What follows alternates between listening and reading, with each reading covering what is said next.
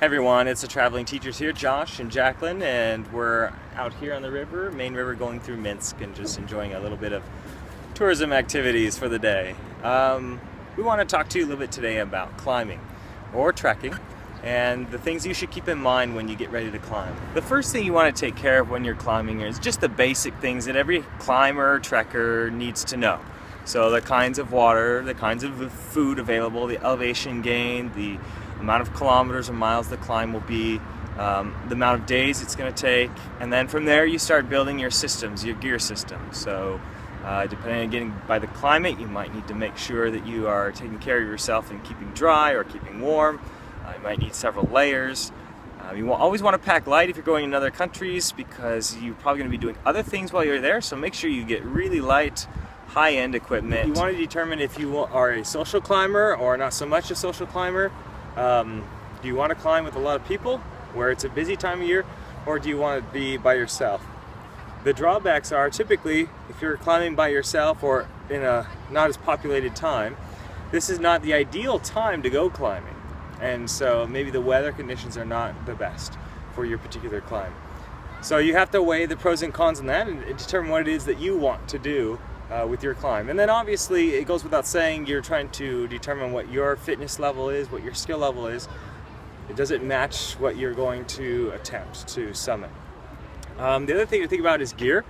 If you're traveling to the country, you don't want to carry in all this gear and bring it with you through the airport and trek it around the country.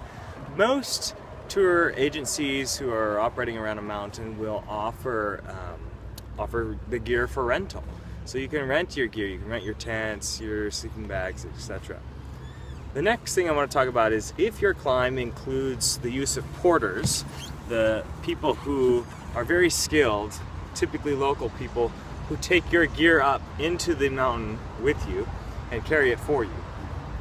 If you're going to use porters, we recommend that you find a tour agency that works with the porter unions.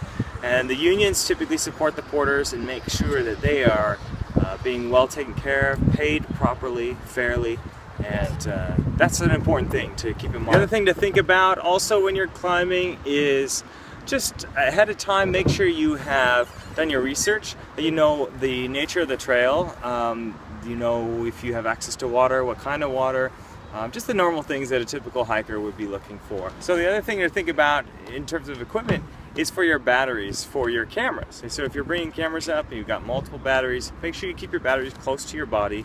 Your body warmth, especially in a colder climb, will keep the life of that battery. So another thing you want to think about are restrictions you might have going into the country or guidelines that you might have to follow. So make sure you follow the CDC website, the Centers for Disease and Control, so that you know exactly what the requirements are or the restrictions as you enter the country.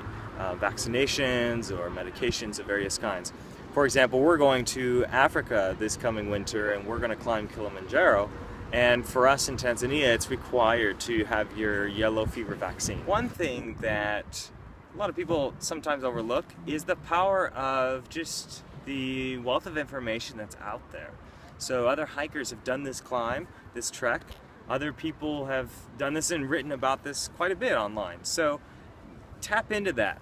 Look online, see some forums, hear other people in the conversation, what they're saying about this climb. Get advice from other people. So that's it for now, guys. We just wanted to make sure that you had an opportunity to hear a little bit about our thought process as we're getting ready to climb. Sometimes we have a tour organization, sometimes we just do it ourselves. You really need to make that assessment based on the type of the climb it is and the restrictions that they have for the actual climb. All right, we'll see you later. Traveling Teachers.